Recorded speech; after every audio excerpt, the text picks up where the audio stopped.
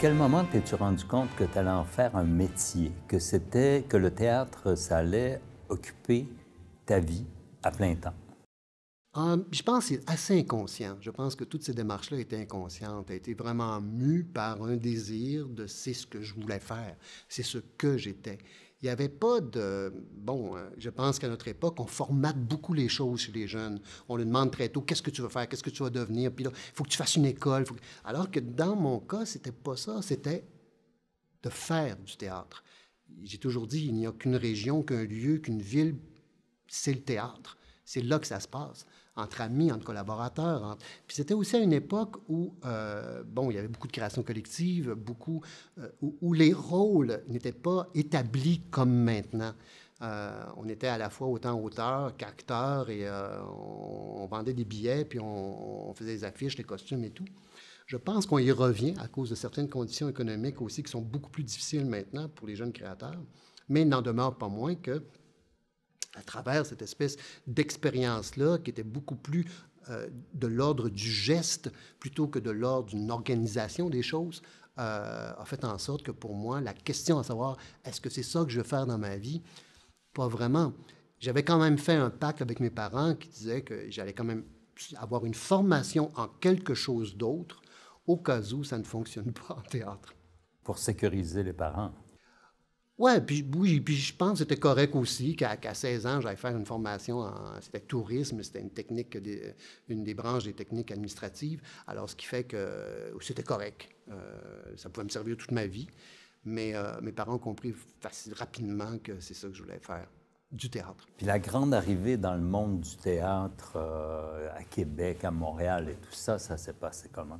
Ça s'est passé, premièrement, j'ai été quelqu'un de privilégié parce que, premièrement, j'ai fait mes études à Ottawa. On est ici à Ottawa, dans mon alma mater. Et j'ai eu, à l'époque, je trouvais quand même ça une chance, tous mes professeurs étaient européens. Alors, j'ai pas eu besoin d'aller en Europe, c'était vraiment à Ottawa. Et André Brassard était à l'époque directeur de la section française du théâtre du CNA, le théâtre français, c'est-à-dire. Et André, on s'est comme rencontrés et il s'est intéressé à ce que j'écrivais.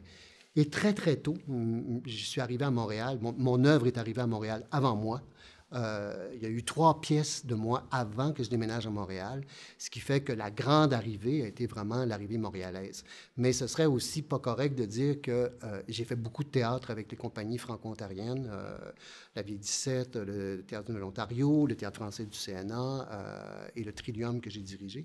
Alors, ce qui fait que c'était comme dans une continuité, mais la carrière ou Montréal à tout prix, c'était pas dans... C'est arrivé dans la suite. C'est arrivé dans la suite parce que j'étais, comme je dis, c'était très inconscient. J'ai toujours dit, il n'y a qu'un lieu, c'est le théâtre. Il n'y a qu'un lieu, c'est l'écriture.